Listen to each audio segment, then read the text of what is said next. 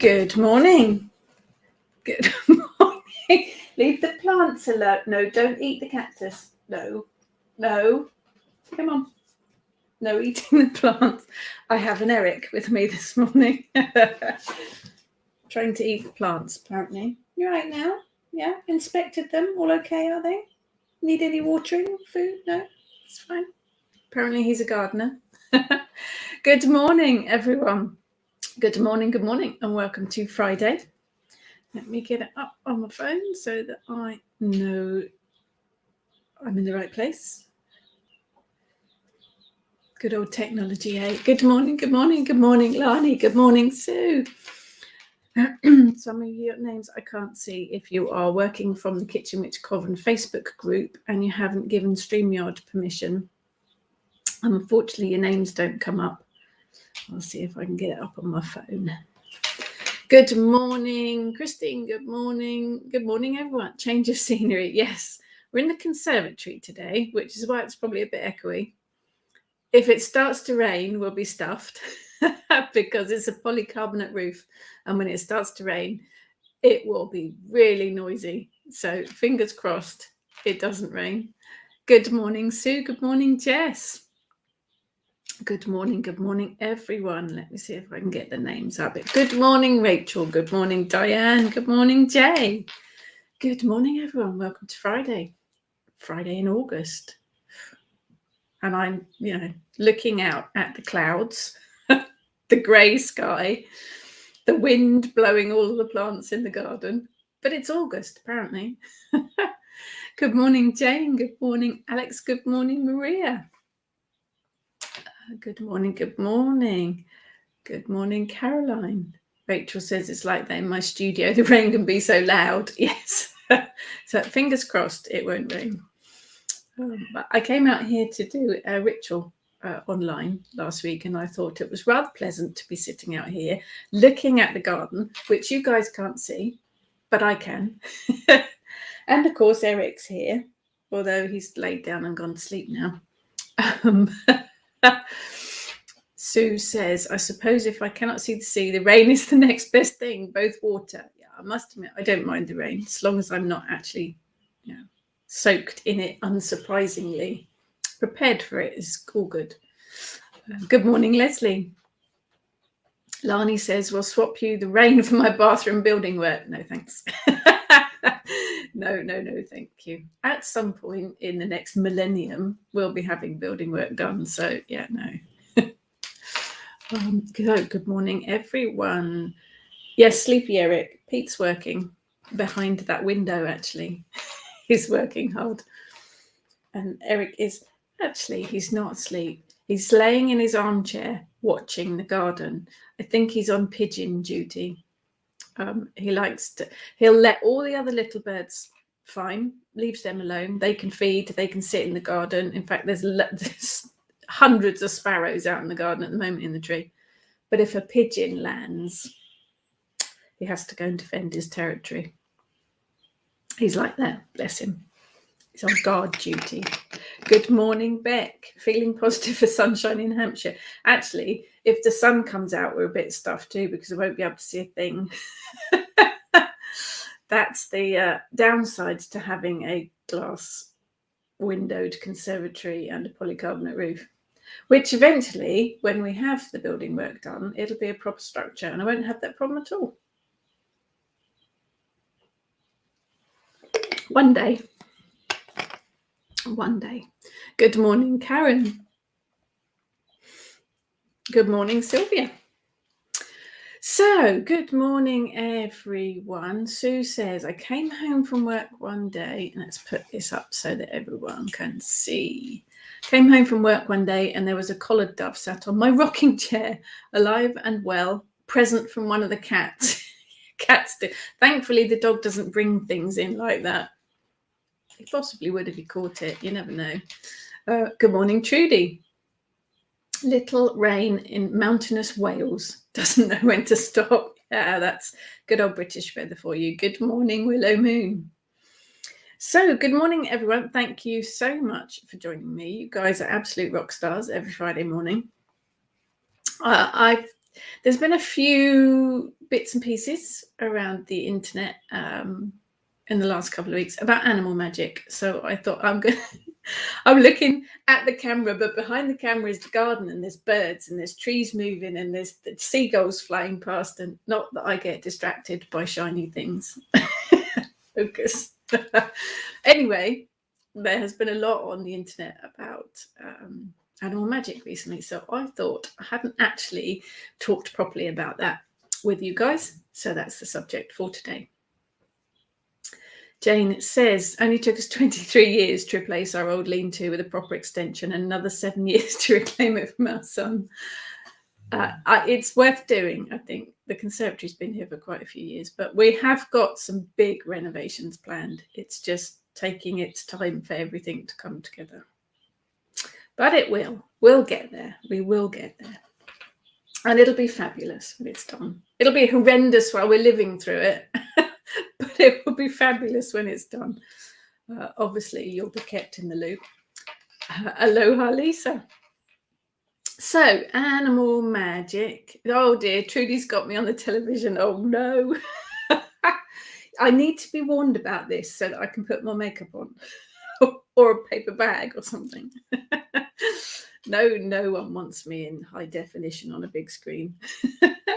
Good morning, Melody. So, animal magic. I call it animal magic just as a kind of general term. If you're of my age, you'll be thinking of Johnny Morris and the Animal Magic TV show, because that's from my childhood. Good morning, Sue. Good morning, John. The butts are full. Yes, a water butt is absolutely full to bursting, but you know, it's useful. It's useful. Good morning, Lizzie. So yes, animal magic is kind of the term I use to describe a whole umbrella of stuff. But generally, I use it as a term for a couple of main things. Animal spirit guides of varying sorts, and we will go through those. And working with the energy of animals in your spell work. It just looks like I am going to get totally distracted now, aren't I? It looks like it's snowing out there because a whole load of rose petals have just flown past the window. Focus, focus. Good morning, Jill from Australia. Good morning, right the other side of the globe. Welcome everyone, really. So let's deal with the, for want of a better term, elephant in the room. No pun intended. The name. The term given to animal magic. And I'm being a bit specific. I'm being specific about the word totem, because it is one of those iffy words now in today. Christine says, my dogs are magic. They manage to find my slippers every time. Eric has a habit of running off with my flip-flops at the moment, mainly so that we can chase him because he likes to play. Caroline says, you're always on my 50-inch television. Oh, no. No.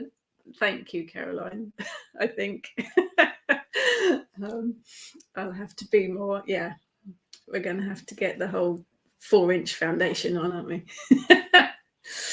But yeah, totem is the word that I think probably over the years most pagans have used when describing animal spirit guides. But it isn't correct, to be perfectly honest. When I wrote, all of this is coming from a book, of course it is, Pagan Portal's Animal Magic. And when I was researching it, I looked up the meaning of the word totem. Obviously, it is usually associated with Native American and also Aboriginal tribes, I believe. When I looked up the word totem to find the original meaning, and I will read the meaning for you, and it says, a totem is a spirit being, sacred object or symbol that serves as an emblem of a group of people, such as a family, clan, lineage, or tribe. So actually, the term where we've used it in modern paganism is actually not correct. It doesn't actually mean spirit animal guide. It is an emblem of the entire clan. So we've been using the word wrong anyway. So although I originally used that because that was the first word that I learned to use when I was doing my original, a million billion years ago, I don't use it now. There are lots of other terms that you can use. Oh gosh, Christine watched me on a 55-inch screen. Stop it, we're getting bigger. No. Good morning, Emma. Amazing book. Thank you, Lani. I'm pixelating and buffering. That sounds rather painful, doesn't it? Hopefully I'm not doing it for everyone. Jane says, lots of clans and families choose lions. Yes. Yes. Well, that's interesting. Lisa, lots of totems around here in Hawaii. The word totem does mean something other than how we use it in modern paganism. So let's look at some of the other terms that we can use. And now the sun's coming out. I'm going to need my sunshades. Sunglasses on. I tend to go with animal spirit guide. That's the term I tend to use these days because it does what it says on the tin. It's not appropriated from anywhere. It's not cultural. It is a descriptive term. Animal spirit guide. That's what it is. That's what it does. So that's the term that I use. There are other ones: messenger, companion, kindred animal, counselor, fetch, medicine, ally, power animal, and there are lots. And let's bear in mind that every culture historically has a history of working with animal spirit guides in one form or another. It isn't just exclusive to one culture.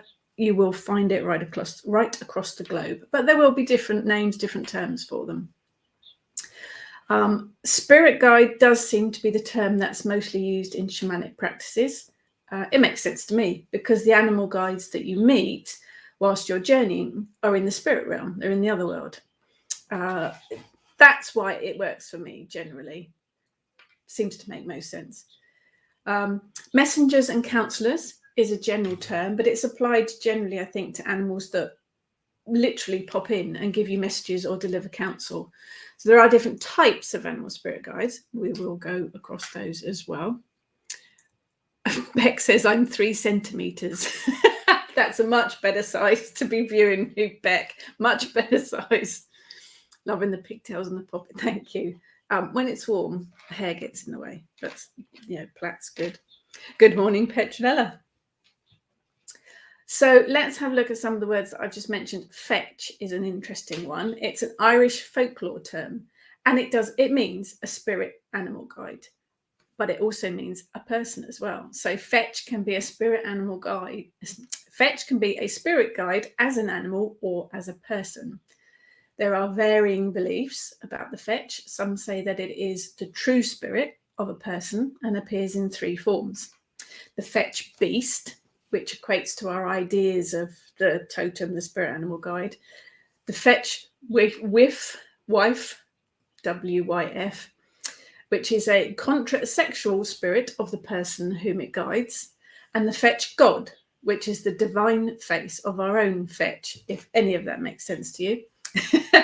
The fetch in this case would be your true lifelong familiar totem, spirit guide, whatever, but it would be with you forever. But it could be in human form, it could be in animal form. But fetch can also mean a spirit doppelganger, and that is such a good word. A doppelganger spirit that takes on the appearance of someone who's just died or is about to die. It isn't actually the ghost of a person, but it's the imitation of someone who's still alive. Although folklore states that seeing a fetch is a sign that that person is about to pop their clogs. So you don't really want to be seeing that. Am I boring you? Dog's just sighed. Another one that's interesting, and I hope I pronounce this right, is the word Fylgja. Fylgia. Fylgja, sorry.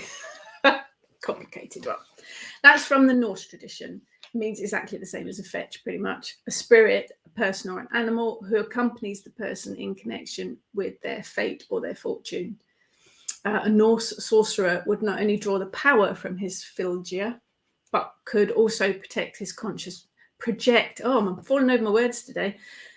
But could also project his conscious will in order for it to carry out his magical workings. So he could send it off to do things for him. The Filger brought huge responsibilities and power, but could also throw hardships and challenges into the mix too, pretty much like your animal spirit guide does. The Filger would mold itself into the personality of the person it was attached to, and the well-being of the person would depend on the well-being of the animal Filger. Many Norse believed that the Filger was a part of the soul and that it was capable of leaving the body and projecting itself elsewhere. So all of these different cultures have these different ideas, but they're all sort of similar. Animal medicine is another term, but it's usually linked with Native Americans. It describes the power and the spirit that the animal carries within it. You also get plant medicine, which you use for magical purpose, which is tapping into the spirit of the plant. Works the same as with animal medicine. It's the essence and the characteristics of the animal that can be tapped into. And that's what I do when I work with animal magic in spell work. Power animal is another term. It's a shamanic term usually that refers to the idea of the spirit of the animals can be physically and psychologically empower us, hence the term power. So lots of different names, lots of different terms for very similar things. But I'm going to stick with animal spirit guide. As I say, descriptive term, doesn't upset anybody, doesn't offend anybody, and literally describes exactly what it is. Jane says animals are often what people shapeshift into. Oh, shapeshifting's a whole other thing. A whole other conversation. Fascinating subject, shapeshifting. We'll have to cover that too. Good morning, Tess. Loving the pigtails and the lipstick. That sounds like a book title or something, doesn't it? Sue says, I think it's Filchia. Thank you. You know what I'm like with pronunciations. Have I upset you? Sorry. I suspect that's teenage son just got up. Good morning, N. Brooks. Evening on your side, morning on our side. Good morning, Cos. Love your talks. Never get to watch them live, but they are Friday evening TV viewing. Oh dear. Sure, there must be something else. Nice, good cop show or something. Good morning, Jenny. So that's the term. That's the name that I use. Animal Spirit Guide. It covers exactly what it is, and it is a general term that shouldn't be or isn't appropriated from anywhere. But every culture has a history of working with animal spirit guides. It's not exclusive to just one. So it covers all different sorts of cultures. They'll all have their differences, obviously, but generally the same sort of thing. So then we get to totemism. It's a system of belief in which people have a mystical relationship with a spirit being, such as an animal, could be a plant. I work with both. The spirit interacts with the group or the individual and serves as their symbol. The term totem derives from a Native American word, which literally means one's brother, sister, kin. The clans often used to emulate the animal spirits by wearing the animal skins. You'll see pictures and films and things of it. Then their clans would be named after the animals that lived in their immediate area. And they had myths, they had rituals about the particular animal that they believed would be able to grant them special power. So that's totemism, where the word totem comes from. Sue says, sounds like a porn film, pigtails and lipstick. Well, now we know what you watch, Sue. Good morning, Elizabeth. From a hospital with a child, we're listening. Big host to you both, my lovely. Maria, did the guided meditation that Ness had posted, let's put this up here, a boar certainly makes you look at the bigger picture. Oh, wild boar is my main animal spirit guide, been with me for many years. If you want to have a look, there is a Meet Your Animal Spirit Guide meditation over on the Kitchen Witch Coven blog. And there's a link to an actual recording as well that's on the Kitchen Witch YouTube channel. Good morning, Emma. John says, Lewis Clan have all different colour lions and dragons. The other side of the family were a class of elite mercenary warriors. Oh, okay. They have a lion. Yes. Now, think perhaps in England, I've got hair stuck to me. I think perhaps in England, we're more with shields and crests, family crests, that kind of thing. Perhaps a slightly different way of looking at things. Animism, of course, is involved in all this. It's the attribution of a living soul to plants, inanimate objects, natural phenomena, anything really, stones, trees, the whole lot. The word animism is derived from the Latin word anima, which means breath or soul. So it's the belief that a soul or a spirit exists in every object, whether it's an animal, a plant, or a rock. And I do follow that train of thought. But that, of course, is involved in it as well. So whatever term you use, entirely up to you. If you have or follow a particular culture, then it's worth having a look to see what term is used in that culture. If you're Norse, if you're English, if you're anything really, whatever culture you follow, do a bit of research and see what word or term was used historically.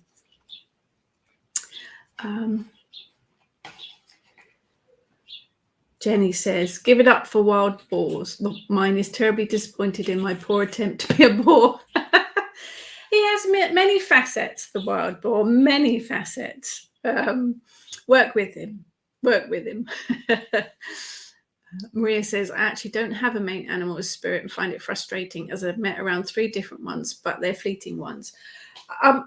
They will. I mean, I have the wild boar, and he has been with me for many years, but there were quite a few years where I didn't have a main one. I also have several that come and go. Seagull comes and goes mainly when I'm dealing with emotional issues. Pigeon, even though Eric chases them away. Pigeon is with me sometimes as well. There are different ones. Horse comes in on occasion as well. I work with dragon energy all the time, but dragon magic is a whole other chat as well. But yeah, wild boar's been with me for many years. But before that, you know, it was just different animals, some that came and went, some that stayed for a bit longer, some that didn't. So they've all got their own merits. So don't be frustrated or upset if you don't have a main one. It just means that you're not ready for one yet, or they're not ready for you, but you're going to get different ones come in the meantime. Testing the water, perhaps. Beck says, I have 2. Let's put this up. Beck says, I have 2 that are human animal. My main healing guide is an elven warrior who shapeshifts into a barn owl, and I also work with Sekhmet, the lion-headed Egyptian goddess. Yes, in deities, working with deities, again, is a whole other thing, whole other conversation. I have spirit guides that are in human form as well. But today we'll focus on animal magic because it's such a huge subject and it'll all get very complicated. But yeah, never dismiss anything that comes your way in spirit guide form. It'll be there for a reason. Jane says, my dear departed ginger cat Trevor. Oh, I love pets with human names. Trevor's a brilliant name for a cat. Still with me. Passed in 2012. He has visited in spirit a few times to reassure me he's okay. Yes. Familiars is a whole different section of it as well. And familiars can be animals that pets. Eric's lovely. I'm not sure he's my magical familiar. He would cause too much chaos. But you often find cats in particular are very drawn to magic. So they'll often sit in the middle of your altar or, you know, knock things off it and things.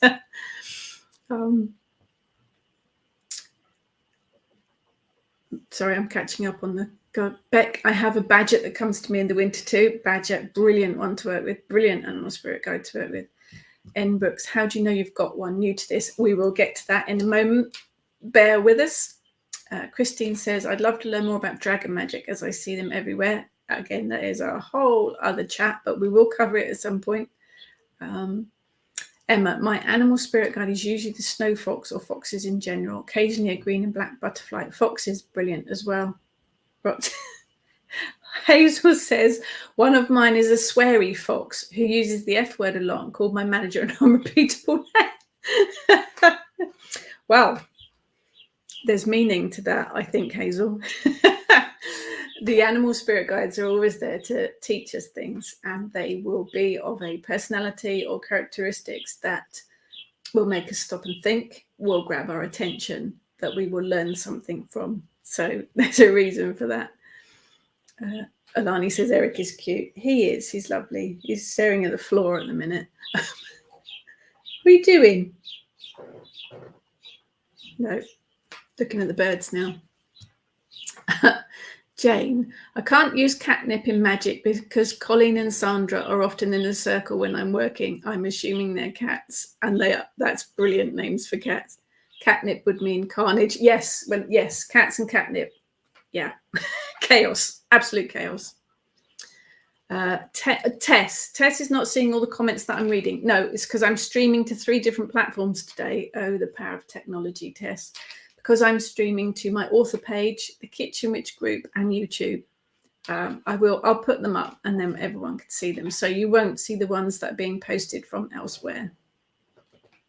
Let's pop them up. Look, Leslie, my cat George loves to sit and stare into water and the candle flame. I think cats in particular are very, very sensitive to magical energy. So you will often find that. This is Jenny. We're doing familiars this week, so reading around has been fascinating, particularly the Pendle Witch Trials, and just read the Familiars fiction book by Stacey Hall's Real Page Turner. If you want to have a listen to some interesting podcasts, Jenny runs the Wheel podcast, so do go and have a look. My cat Bob used to warn me when spirit were near. Yeah, they are very, very perceptive to it all. Sue's cat's gone looking for birds in your garden.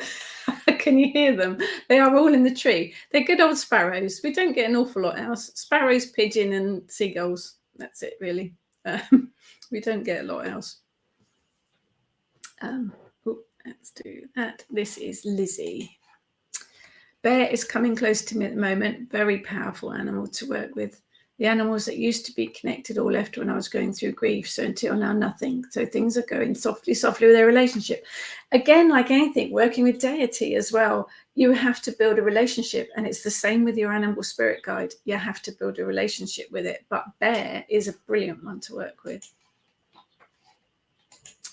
Jane says, my cats seem to spot entities entering our energy portal and following them with their eyes. They pick up on things that we don't necessarily see. Young children do as well.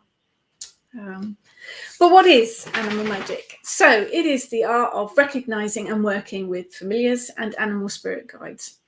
Animal magic shows you how to work with animals for your spiritual growth and increased magical power. And the dog's gonna come on.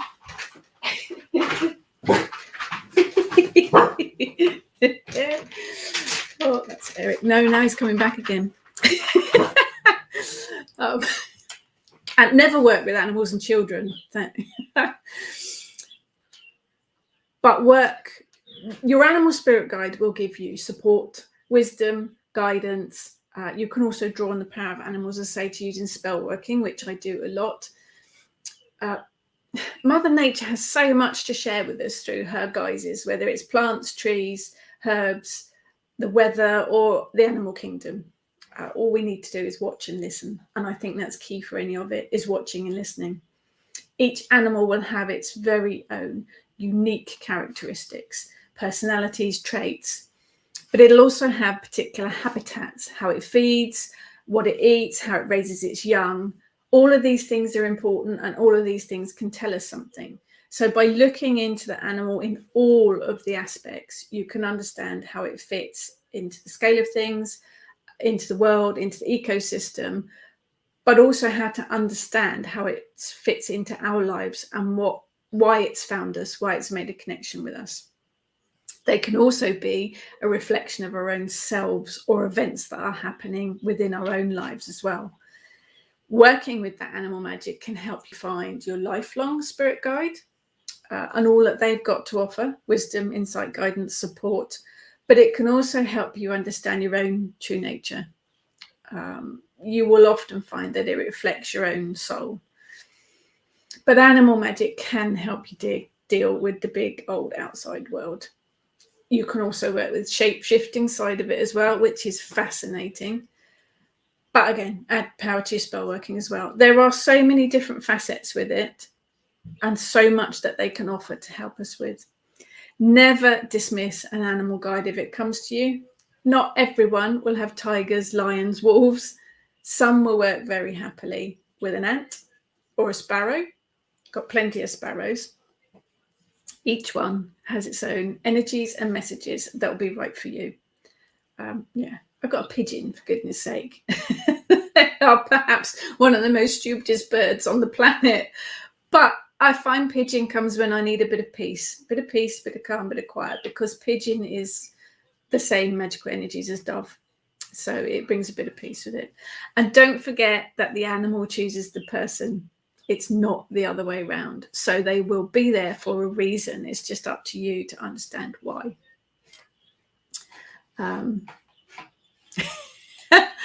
Fantails follow my husband all the time like he's a Disney princess. Excellent. There will be a reason for that. Look up the meaning of dove. Very much about peace and calm, doves. Christine says, I call on my eagle when I want to fly, but my lizard when I want to lay low, because they have those specific characteristics. Brilliant. A flying meditation is amazing to experience. Sue says, I see things, so do my cats, but it freaks my out. Yeah, it is funny to make people freak out like that, though. This one is Diane. My dog won't stay when I'm working magic or with my spirit guides. Some of them won't. Some of them find it quite uncomfortable because they can see and feel a lot of things that we don't. They work on different planes, different levels, I think. There's a question here, what's best to strengthen the relationship? I'm going to cover some of those in a sec, so hang with me. Jane says, I always say hello to the spider that lives in one of my compost bins. I call her Maria. We've got one that's in our downstairs toilet that my husband has named George. Just because you do, really. So let's have a proper look at animal spirit guides. They are those animals that you have an affinity with or have seemed to walk with you over a very long period of time. They may have walked with you through many lifetimes, for many years, or may have just recently come into focus because you've needed them. Your spirit animal guide need not be limited to animals on this planet at this time. Mythical creatures, extinct ones are useful guides too. I had a student once that had a T-Rex as her animal spirit guide. They've all got things to add, and you've got the usual mythical stuff. The unicorns come in quite a lot. I find children work quite well with unicorns as animal spirit guides, but there are several different types, so let's have a look at the types. Lifelong. This is the animal spirit guide that will be with you for years and years. It might appear to you at any time during your lifespan, but once it's with you, it will stay with you for the rest of your existence, basically. This animal may be one that you've had an affinity with. It may have appeared at various points, and it may have been with you for many lifetimes. That's my wild boar. I'm trying to think. It's probably been with me for about 15 years now. But I have found that pig and boar have appeared throughout my lifetime, before then even. My late teenage years, I lived and worked on a pig farm.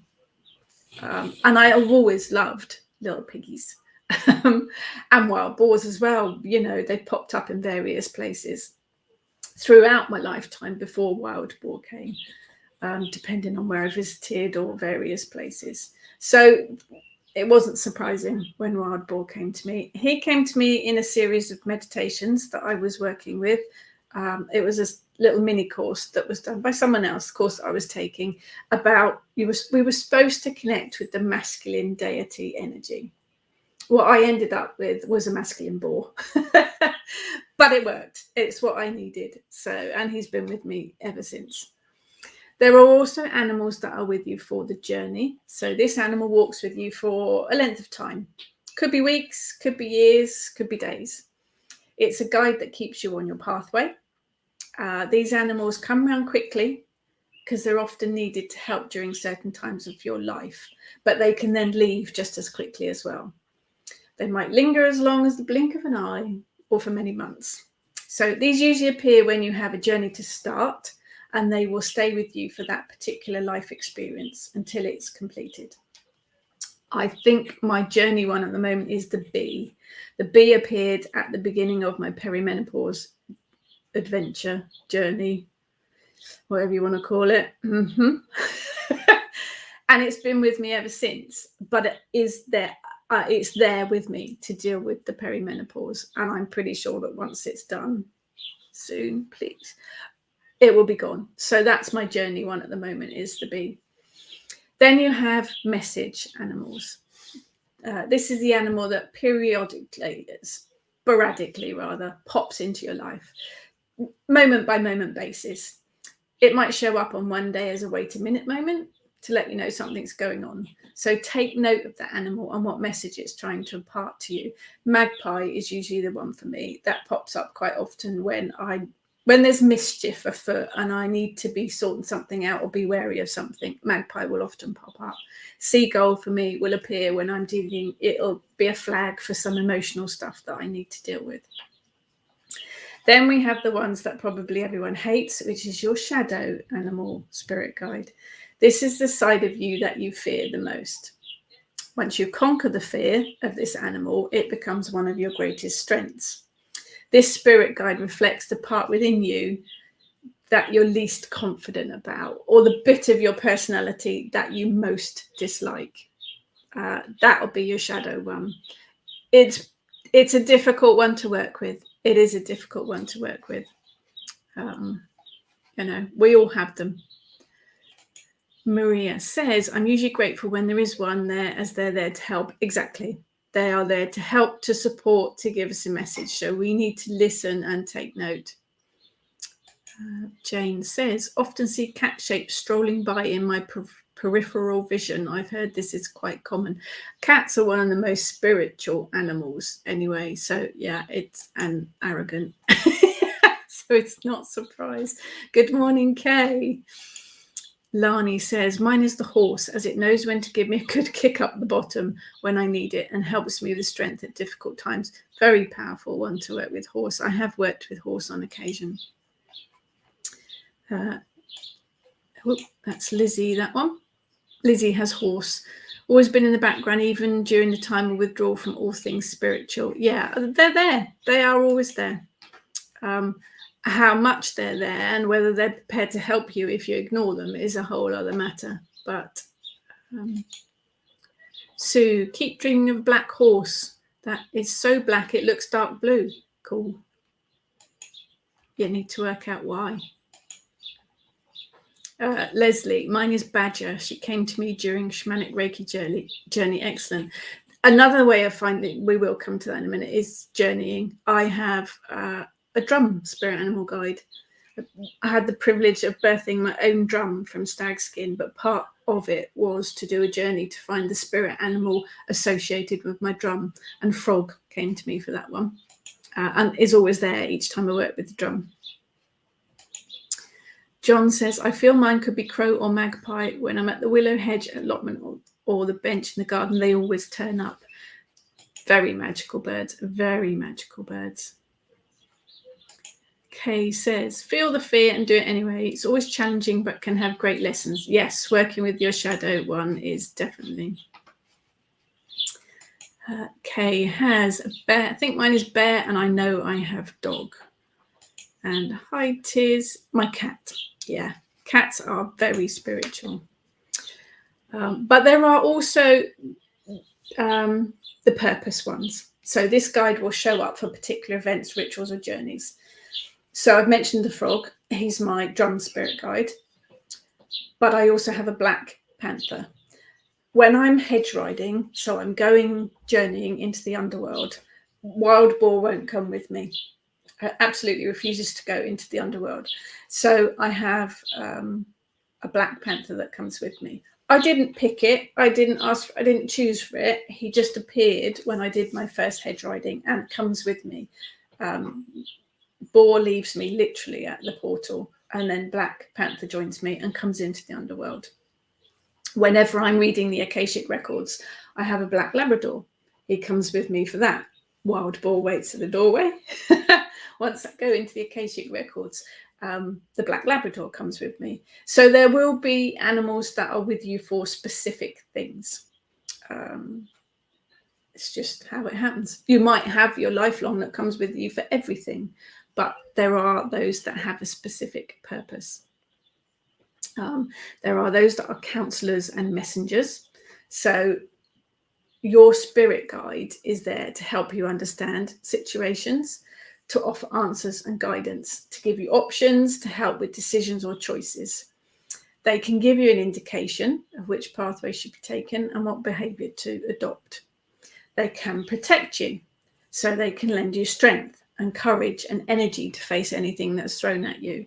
They can also warn you of danger or when a situation's about to turn a little bit hinky. Each animal will react differently to different scenarios. So it's really, really important to listen. Listen carefully to what they're trying to tell you. Different animals will have different reactions to danger or different reactions to being wary about something. So you've got to work out what they are. So it is about listening and paying attention. They are a teacher. They are great teachers. They can teach you how to use your own energy and your inner spirit for your full potential. They can give us important messages, and often they will continue to appear until we've actually listened and taken on board that lesson. They won't give up, but they will keep pressing. And healing. Animal spirit guides are excellent healers as well. So they can show us how to heal our own emotional, physical, spiritual ailments, but also how to heal others. Your animal spirit guide can lend you healing energy. It can also show you the best treatment or technique to help you speed up the healing process. And above all, of course, it's your guide. So it takes all of those things into the big package and guides you through life. It is an amazing connection to have made. And Brooke says, "Are dragonflies magical?" They are, and they are around at the moment. We've had a dragonfly in our conservatory, and there's no water near us other than the bird bath. So that was very weird. But then I saw lots of people posting about dragonflies as well. So yes, they are. We'll look at those in a second. Sue says, "I was helped to my spirit animal in a shamanic journey ritual." Yeah, quite often they come to us in meditations or in rituals or in trance journeys of some kind.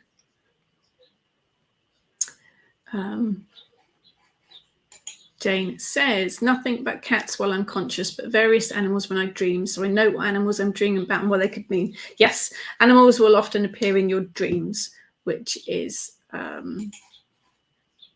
important to take note of. Okay, I love to have a dog by my side for emotional healing. Dogs are brilliant for emotional healing. So how do you find your animal? If you look at, say, the Kitchen Witch blog this past week, couple of weeks, has a meditation to help you find your animal spirit guide. There is a meditation in here as well. There's also, I read the meditation from here on my YouTube channel as well. So if meditation is your thing, then you can meditate to find a spirit guide. Don't expect generally to find your lifelong spirit guide just by doing a meditation. Quite often a meditation to meet an animal spirit guide will just be one that's got a message for you or something that you need to take notice of at the moment. What you need to do, and I know I've said this several times today, listen and look. I worked with various different animals over the years, and quite often it's just them appearing in my life in all sorts of ways. So I might keep seeing an elephant on the television, and then it'll appear, I'll be in a shop and I'll see elephant earrings or elephant curtains. And then I'll be watching the television and an advert comes up with an elephant on it. So it's about noticing sometimes quite small nudges, because obviously, you know, living in England, I'm not going to see an elephant landing my back garden. It's very easy to know when pigeon is around or seagulls around because they fly into my garden. Not going to have an elephant land in there. Not sure an elephant would fit in my garden, to be perfectly honest. It's not that big. So it is about, particularly these days with social media, with media of all sorts, with television, with magazines, everything, pay attention to things that just appear, and you'll suddenly, like dragonflies, there's a lot of dragonflies around at the moment. We'll look them up in a sec. They are generally about changes and transformations, like butterflies. But you'll keep seeing them, or it'll come up in your Facebook feed, and then you'll see it on the television. So pay attention and take notice of these things, because the animal will be trying to get your attention. Let's have a look here. Christine, love your, and thank you, Christine. It is one of my favourite subjects within magic to work with, I must admit. So Karen says, wolf is always around, but also crows, magpies and bees. The spirit of my old dogs visit quite a lot too. Maria, must pick up that book and have a proper read. Do it, Maria, do it. Okay, love to record the meditation words on the phone and then play it for a proper good meditation myself without need to keep reading it. Yes, I'm not really very good at just reading it and remembering it. So recording it is brilliant. But if you look on my YouTube and you look on the Kitchen Witch one, there are a couple of Meet Your Animal Spirit Guide. Jane says, elephant could be a message from Ganesha about a new beginning. In your case, the start of another book. Actually, the elephant story is true. He did keep appearing, and it was Ganesha. That was a few years ago. Sorry, flicking through them. Yes, that was a few years ago, and it was actually Ganesha making himself known. And I worked with him ever since as well in various places. But that's deity. So that's another thing. Sorry, Julie, I saw over 20 snails last night. Yes, we have a lot of snails in our garden too. The little beggars keep eating the plants. Kay says, a dragonfly was said to be a dragon that was transformed. There's lots of dragonfly. Let's have a look at dragonfly while we're here, looking it up in the book. You can also work a spell to find your animal spirit guide if you want to as well. Spells work really well. Just keep it simple. Take a note of your dreams. You can dance. You can play your drum or your crystal bowl to invoke the spirit of an animal as well. You can perform a ritual to bring in your animal spirit guide as well. There's lots of different ways of doing it. It's just what you prefer to work with. So let's have a look at Dragonfly. I'm going through the alphabet now. Dragonfly. Flitting in and out of reeds and water plants, the dragonfly is a master of flight who reflects light and colour. This is one of the magical and mystical creatures that's often associated with the world of fairy. Dragonfly brings illusion, shape-shifting, changes, transformation, emotions, and compassion, along with wingfuls of healing energy. Dragonfly helps us to see beyond the normal and the reality into other realms, to unleash possibility and changes within ourselves and the magic that the world has to offer us. So that there's been a lot of dragonfly. I've seen lots of people mentioning dragonfly in the last couple of weeks. Snail is a good one, actually. Snail's a good one to work with. He's one of the ones that people think, oh no, snail, that can't possibly be of any use. Wouldn't be your first choice, would it now, for a spirit guide? But one of the main purposes for Snail, patience. He brings you patience by the slime load. He knows that good things come to those who wait. and anything important is worth doing properly and at a steady pace. So Snail is all about slowing down, being patient, waiting for things to happen. And of course, snails are generally quite small, so it's about focusing on the detail of things as well. And the outer shell is protective, so it's about bringing in some protection as well. With any of these animals, you can look up all the meanings in books and on the internet, obviously, but have a look at the animal itself, what colours it is, where it lives, how it deals with its young, how it deals with its mate, what it eats. All of those things will be important to the actual meaning of the animal spirit and what message it has for you. Emma says, I met my animal guide just by walking out of my front door. I saw a fleeting glimpse of a snow fox run past. In England, that's more than a bit weird. It is indeed. We get lots of foxes. I'm on the edge of a city. We get lots of foxes, but not a snow fox. So I started to meditate and found a friend. Exactly what you need to do. As Emma says, if you see something and you know that it's a bit out of the ordinary and it feels a bit special, meditate to meet it and ask why it presented itself to you. It may just have a message. It may be there for, much longer. Christine says, once I was in circle meditating and a wolf was seen by all of us. Turns out that one of the men in the group was a bit weird, but it fascinated me how the wolf came to all of us at the same time and brought us all back from meditation. Love those moments. Absolutely brilliant moments. Maria said, Ness posted one the other day. Yes, that's the Kitchen Witch blog one. There is a recorded meditation.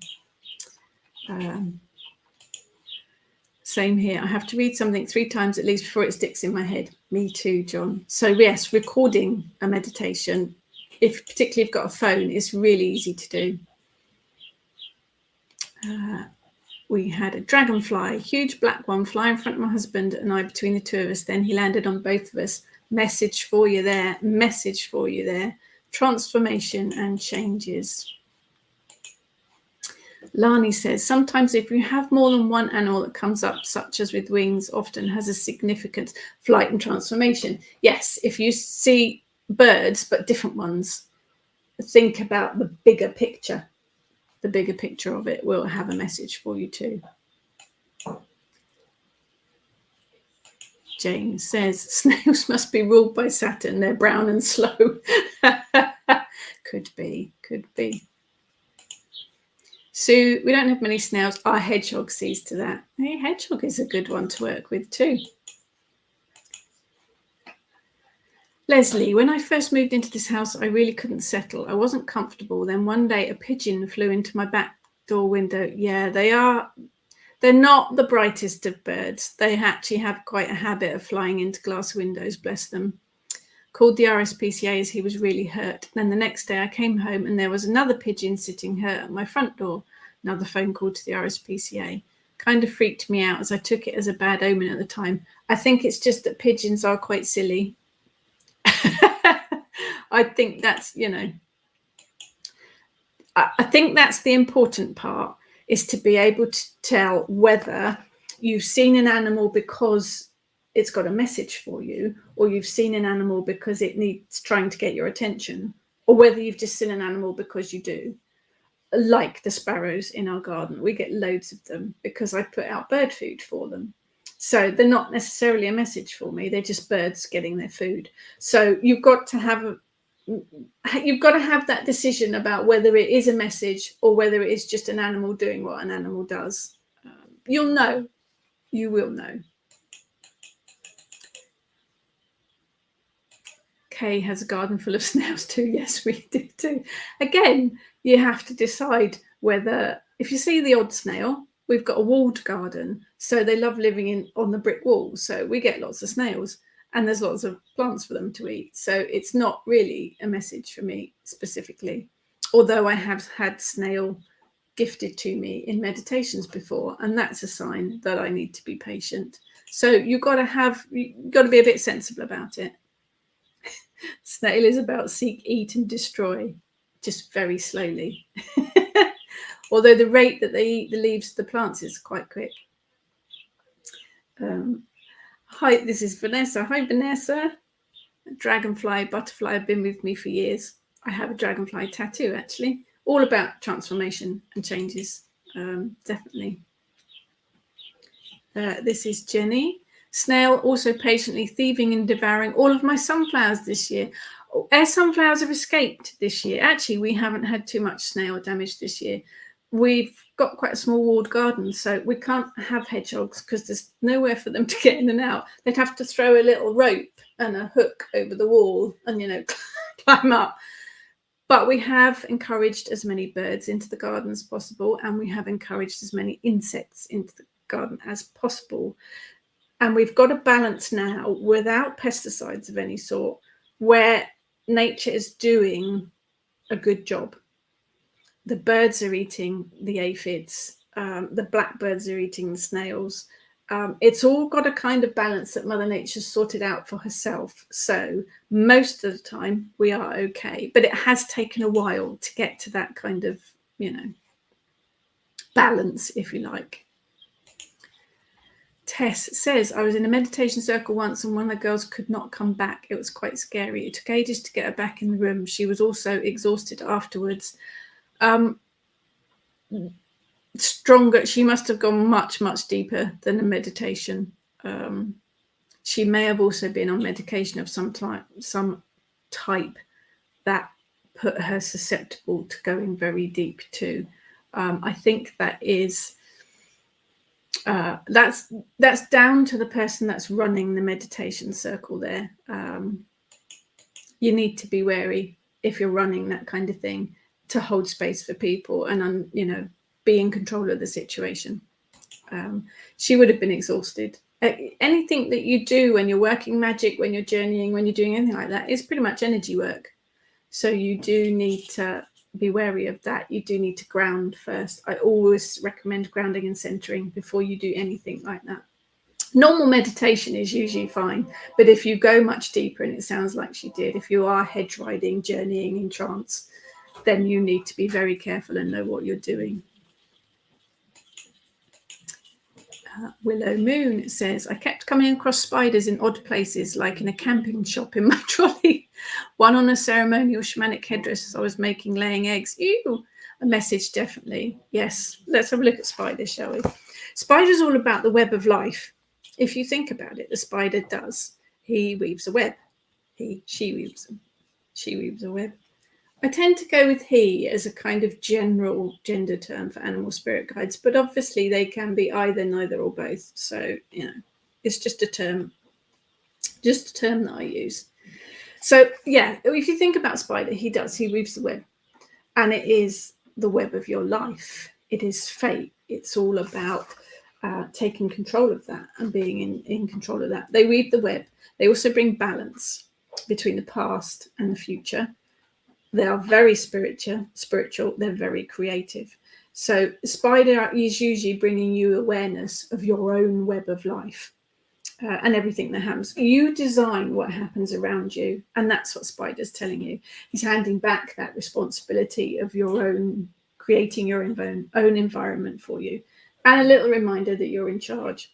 So spider is creation, weaving reality, infinity, balance, past, present, future, responsibility, and spirituality. He is an amazing animal and definitely worth taking note of. Sorry, all the comments have all just disappeared up the screen. Oh, they have all disappeared up the screen. Give me a second. There we go. Yes, if a pigeon flies into your window, Jane suggested that's because your windows are too clean. Tess has spiders everywhere. Yeah. You know, they're weaving the web. Pigeons are silly, Beck. They are very silly. My husband was sat watching TV as a student and a pigeon flew in with a stick and laid an egg on the back of their TV. Yeah, they are. They bless them. Bless them. Willow Moon. I was told when you see your totem animal, stop and look at what you're doing or thinking about because it could have special meaning. Absolutely. If you realize that it's got a special meaning, have a think about what you're doing at the time, where you are, who you're with. Beck, I saw snails as linking to crone energy with their beautiful swirl. Yes, they carry the spiral on their shell, don't they? So yeah, crone energy, absolutely. This one is Lizzie. Saw a kingfisher once when I lived by the river. Felt it was a sign from my brother. I knew it wasn't my spirit animal, but I felt it was his. The only time I've ever seen one. Just a messenger one. It's just a one saying, hello, just a reminder. Yeah, absolutely. Trudy, I had the largest slug ever visit my garden. I googled it as it was brown and large. It's a species from Spain, apparently. Sister in Mallorca had not seen her for 18 months due to pandemic. Rather thought my sister would appear in a more elegant form. Yes, if you're going to do a bit of shape-shifting, slug's probably not the thing that you want to be, really, is it? But it was a message nonetheless. They're all messages. Yes. I see your inner Beatrix Potter is working with the hedgehog climbing. There could be a book there. Yeah, fiction's hard. Fiction's very hard. I would love to have hedgehogs, but it's not going to happen in our garden. Vanessa has both as tattoos, so they really do stay with me. Yes, I do have my dragonfly tattoos. I've got a wild boar tattoo as well, obviously.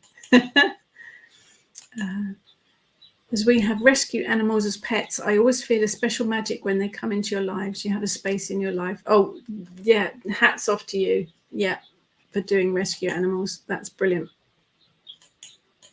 Kay's snails eat marigolds. It's one of their favourites. Yeah, we don't actually grow marigolds anymore because the snails used to eat them all.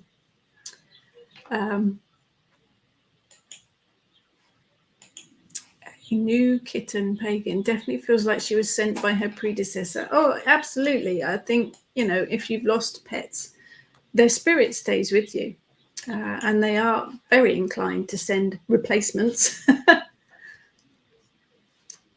John, been watching a blackbird when cooking at tea time. It rolls the snails out of their shells. Yeah, they do. Blackbirds are excellent for snails. We have a pair that always nest in the hedge in a next door neighbour's garden, so we always have a pair of blackbirds. Jane likes to teach the snails to fly over the fence into next door's wilderness. My husband does that as well, so I apologise to my neighbours. Hi, Jackie. Found a beautiful butterfly I have it in a small jam dot. Yes, you can absolutely use it in magic. If you want to work with the spirit of any animal, you can use dead butterflies, dead bees and flies you often find on windowsills and things as well, don't you? But anything, bones, feathers, they all carry the magic of the animal that they were attached to or part of. So yes, you will be able to use that in spell work, Jackie, to bring out the energy of butterfly, which is all about new beginnings, transformations, changes. Definitely. Maria, this is why we're friends. Karen says, spiders always weave their webs over the front and back doors of our house. Yeah.